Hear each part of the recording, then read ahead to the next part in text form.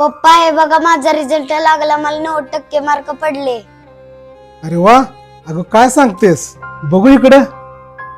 अरे वा, किती मस्त. अगं ऐकली का, अगं आपल्या पुरीनं आपल्या घराचं नाव काढलं बघ, 1 नंबर आलाय आणि 90% मार्क घेतलेत तिनं. ये बाळा ये, बस इथं. काय सांगताय? बघू बघू. अहो पप्पा, तिला काय सांगतो तुम्ही रिझल्ट मधलं, तिला काहीच कळत नाही. ती एकदम अशिक्षित आहे, एकदम गावंढळ कुठली. बाळा, तू बरोबर बोललीस बघ.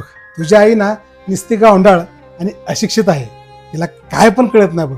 पण एक गोष्ट बोलू बाळा तुला, अगं ज्यावेळेस तुझ्या आईचं माझं लगीन झालं होतं ना, त्यावेळेस ना तुझ्या आईला 3 महिन्यातच दिवस गेले होते. पण मला ते मूल नको होतं. मग मी तुझ्या आईला म्हणलं, अगं आपण एकमेकांना नीट ओळखलं नाही, आपण कुठे फिरायला गेलो नाही, तर आपलं हे मूल नको आहे, तू गोळी खा. तर तुझी आई काय म्हणाली माहितीये मला, अहो मला कुठे फिरायला जायला नको ना, मला काय इकडे तिकडे सुद्धा करायला नको, पण मला हे मूल पाहिजे. तेव्हा बाळा तुझा जन्म झाला. कारण माहितीये तुला, तुझी आई अशिक्षित होती, गावंढळ होती. आणखी एक गोष्ट सांगू बाळा तुला, जेव्हा तू तुझ्या आईच्या पोटात होतीस ना, तेव्हा तुझ्या आईला दूध ना बिलकुल आवडत नव्हतं. पण तू सुदृढ व्हावी म्हणून तुझी आई 9 महिने 9 दिवस रोज दूध पित होती, कारण ती अशिक्षित होती. बाळा, तुझी शाळा सकाळी 7ला भरते ना, तुझी आई केव्हा उठते माहितीये तुला? रोज 5ला उठते. तुझा डबा आवरते, दप्तर कपडे सर्व काही आवरावरी करून ना तुला शाळेला पाठवते.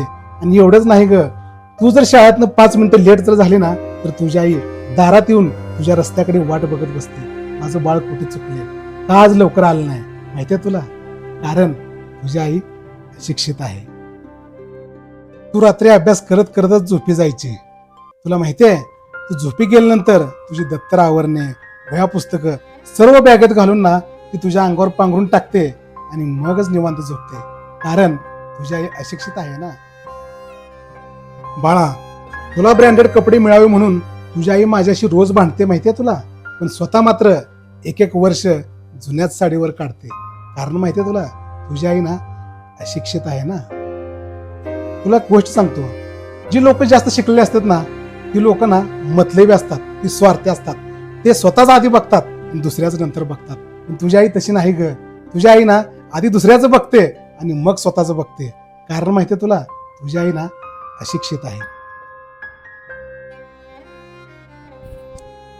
आई, मी तर पेपर मध्ये 90% मार्क घेतले, पण माझ्या आयुष्याला 100% बनवणारी तूच आहे.